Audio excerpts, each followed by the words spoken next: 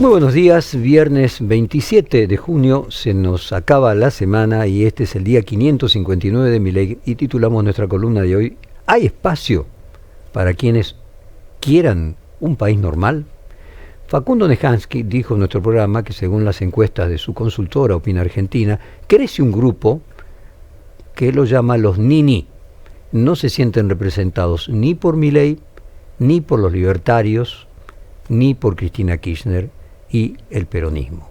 Para ejemplificar esta afirmación, volvió su atención sobre la elección legislativa porteña, una especie de gran encuesta, en este caso local. El gobierno ganó con 1/3 de los votos, luego Santoro, sumando otras alternativas peronistas, llegaba a otro tercio, y los Penato, Larreta, sumado a la lista de la coalición cívica y el radicalismo, de Guardalevi, completaban ese otro sector de centro de Nini. El diálogo, cuando le planteamos esta hipótesis, ayer hubo un diálogo con esta hipótesis entre Facundo Manes y el ex gobernador cordobés Juan el Gringo Schiaretti, que hicieron una presentación del espacio que empezó a dialogar con integrantes del PRO sin peluca, por así decirlo, con socialistas, con radicales y con peronistas, como los intendentes, por ejemplo, de Tigre, Julio Zamora, de Esteban Echeverría, Fernando Grey.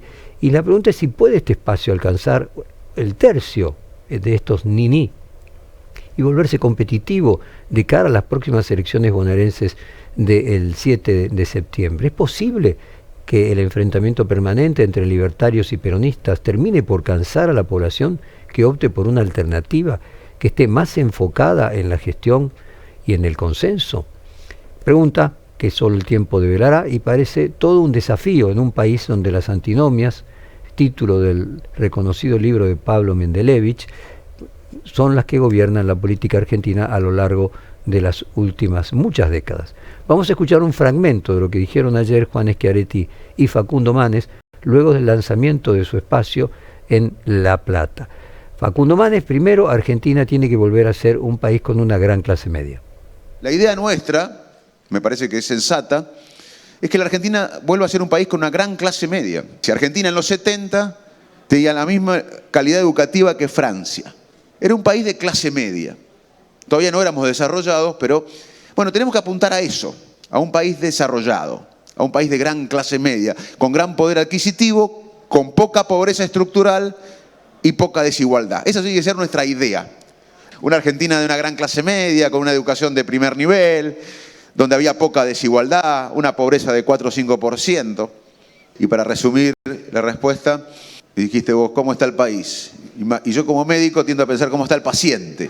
Bueno, el paciente está mal, el médico es malo y el tratamiento es equivocado. Bueno, vamos a escuchar ahora el fragmento en el que habla Schiaretti, que es el que no habla nunca, así que bueno, todas las expectativas estaban puestas sobre qué diría el gringo Schiaretti, que dijo: necesitamos una Argentina de la movilidad social ascendente. Escuchémoslo. Se trata de construir el otro polo político que pueda competir con el que expresa el actual presidente desde aquellos que creemos en el impulso a la producción, a la cultura del trabajo, el impulso al federalismo, el impulso a que funcione institucionalmente como corresponde a la Argentina, el impulso a ser un país normal. Y con Facundo y todos los dirigentes que aquí nos acompañan, más allá de nuestra pertenencia política, los convocamos a eso. Ahora que Argentina hubo un cambio de era, ahora que Argentina ya queda claro cuál va a ser uno de los polos, una de las coaliciones que está apareciendo liderada por el presidente, es hora de hacer la coalición de la racionalidad, del sentido común, del federalismo, de la movilidad social ascendente, de la producción, el trabajo y de la ciencia, porque ese es el futuro de nuestra patria. Y a eso lo convocamos. Bueno, parece que el gringo Schiaretti escucha nuestro programa porque usaba los argumentos de la moderación, la racionalidad. Ahora, ¿qué es el centro político? ¿Hay un programa definido, un conjunto de valores esenciales de centro? ¿O solo es una ubicación circunstancial que se encuentra en medio de dos fuerzas políticas que coyunturalmente se ubican en los extremos? Es decir, ¿el centro es un lugar o es solo una relación? Giovanni Sartori explica que el centro es un lugar relativo. Su ubicación depende de dónde están situados los extremos en cada una de las coyunturas, y más que un programa propio, es esa ubicación entre la tensión de los extremos. De manera similar, Norberto Bobbio sostiene que el centro es una categoría dependiente, pues se define por su distancia respecto de la izquierda y de la derecha, no por una identidad sustantiva. También podríamos decir que la izquierda y la derecha también son posiciones relativas en función que es extremo izquierda, que es izquierda en un país más conservador, donde se parece más al centro. Anthony Downs, desde un enfoque racionalista, plantea que los partidos tienden a correrse al centro como estrategia electoral para captar votantes medianos en un proceso de competencia por los electores moderados antes que por los de convicciones profundas. Así funcionaba el mundo y la democracia, por lo menos hasta hace algunos años. Sin embargo, para otros autores, el centro puede representar ciertos valores propios, como la moderación, el pragmatismo, la reforma gradual. Anthony Giddens, con su teoría de la tercera vía, propone un centro progresista que combina Estado y mercado, individualismo y comunidad, como una forma de renovación de la socialdemocracia, aquella de tanto mercado como sea posible y tanto Estado como sea necesario, que ya lleva 70 años como axioma de la socialdemocracia. Daniel Bell, en El fin de la ideología, ve en el centro un rechazo de los dogmatismos y un consenso tecnocrático. En Argentina hay expresiones hegemónicas del centro político, están las provincias, y primero vamos a empezar a analizar uno de los convocantes de ese centro que en muchas partes de la Argentina es hegemónico, y vamos a comenzar por el cordobesismo o el peronismo cordobés. El periodista Federico Zapata escribió un libro llamado Los muchachos cordobeses, explicando las características y el surgimiento de este proceso. Vamos a escuchar un fragmento al respecto donde Zapata habla sobre su libro Los muchachos cordobeses. El peronismo de Córdoba, dice, construyó casi una tecnicatura de cómo gobernar una sociedad no peronista. Hay como dos grandes vectores que atraviesan el libro, que atraviesan la experiencia del peronismo, digamos, cordobés desde el 83 hasta el 2023, que me parece que tienen utilidad. La primera, te diría básicamente que el peronismo de Córdoba se construyó como una especie de tecnicatura para gobernar una sociedad no peronista, no una sociedad antiperonista, porque Córdoba, yo discuto bastante, creo que tiene muchas capas Córdoba, pero decididamente sí una sociedad no peronista, digamos, una sociedad donde el peronismo no era una mayoría automática. A mí me parece que esa tecnicatura, esa inteligencia organizativa que tuvieron que hacer para gobernar una sociedad como la cordobesa, con muchísima complejidad, años, etcétera, me parece que es una herramienta que va a ser de muchísima utilidad para que el peronismo después del 2023 pueda rediscutirse, ahora sí de cara a una sociedad nacional que ya no es una sociedad nacional donde el peronismo es la mayoría automática, es la mitad más uno. Entonces me parece que eso, por un lado, me parece que es un vector analítico que es muy relevante. Y lo segundo, te diría, un peronismo que logra resolver el gran agujero negro del peronismo nacional, que es el principio sucesorio, digamos, esta frase de Perón del 74, mi único heredero es el pueblo, que un poco, digamos, es una especie de tragedia política, porque el peronismo ha tenido como profundas incapacidades de generar procesos sucesorios, y el peronismo de Córdoba, sobre la base de la construcción de una élite, digamos, plural, resolvió satisfactoriamente eso, generando check and balance, generando contrapesos, y digamos, primero, digamos, logró la convivencia de dos liderazgos, digamos, diferentes, con personalidades propias, pero una convivencia al fin, digamos, que fue venturosa, y en el 2023, digamos, en este presente está generando por lo menos dos transiciones que no sabemos si van a ser exitosas, pero que son en principio dos transiciones del punto de vista del dispositivo, que es un nuevo liderazgo y además un trasvasamiento generacional. Esto último que dice Zapata es muy interesante, a diferencia de Cristina Kirchner, que se encuentra peleada con su mayor activo electoral, que es Axel Kicillof. El cordobesismo ya lleva una tercera línea generacional sucesoria, de la Sota, Schiaretti y ahora Yayora.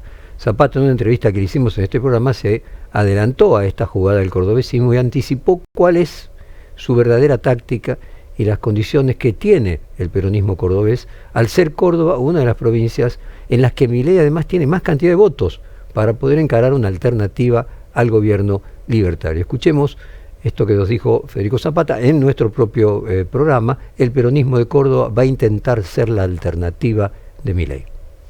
La sociología electoral del peronismo en Córdoba está muy cruzada con la sociología electoral de Milei en Córdoba, entonces eso hace de que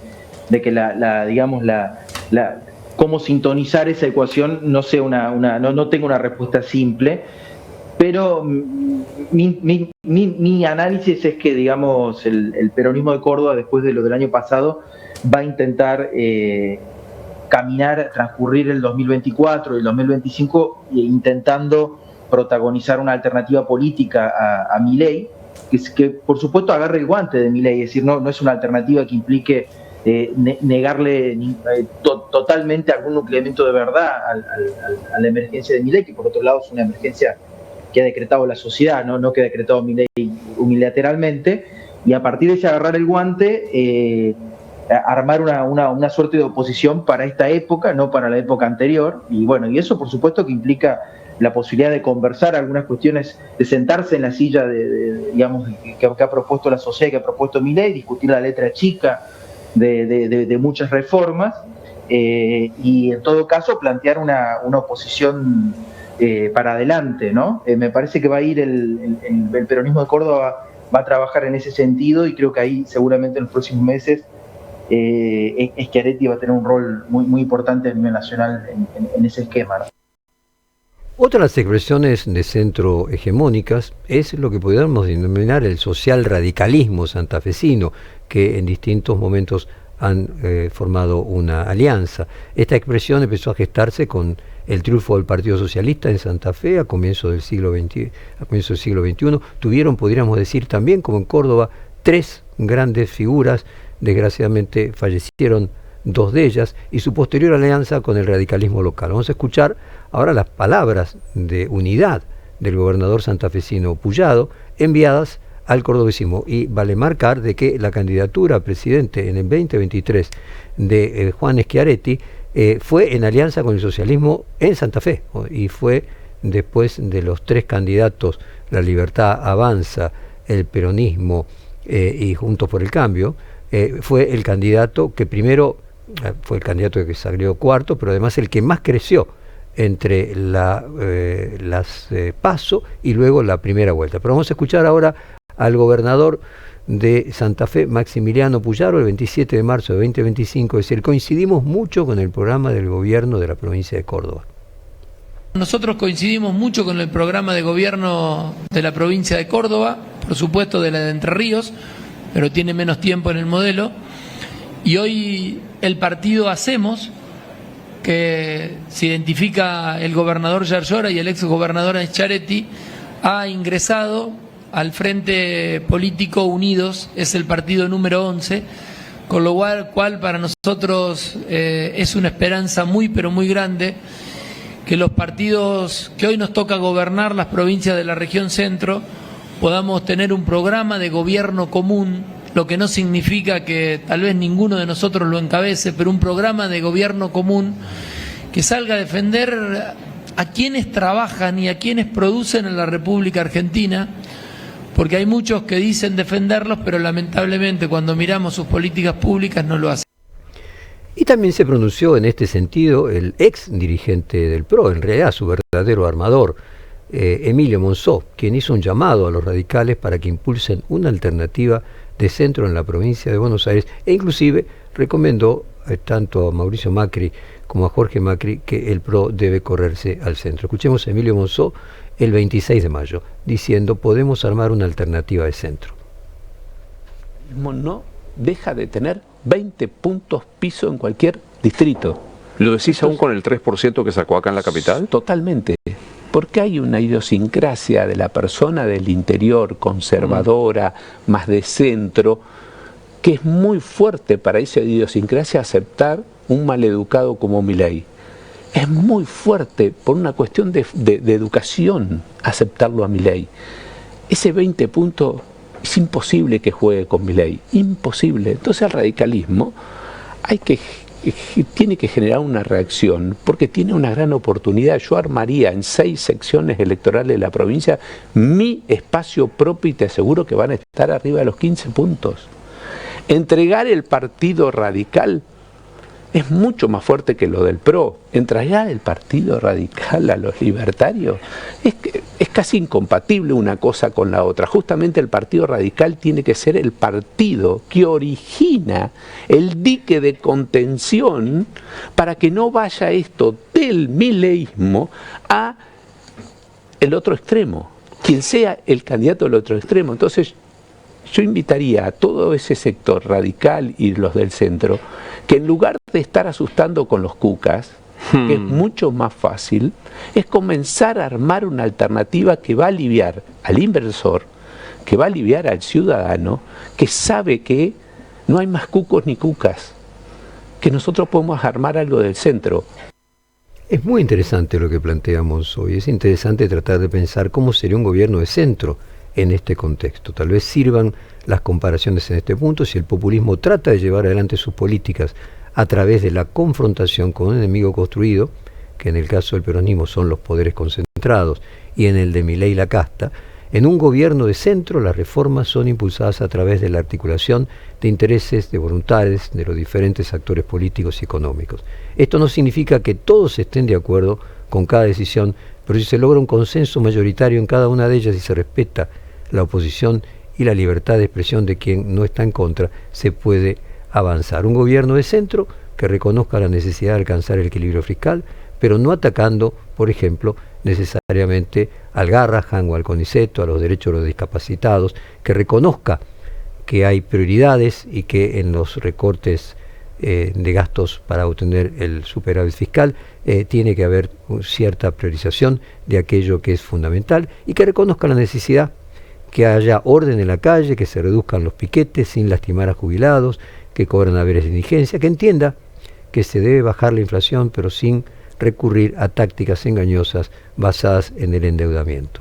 El gringo Schiaretti sumó la nueva propuesta que se inauguró ayer en La Plata con una convocatoria a construir un país normal. Por eso nos vamos con una canción que sintoniza con ese sueño moderado, aunque anhelado por muchos argentinos. Nos vamos con Un país normal del grupo catalán Sabor de Gracia.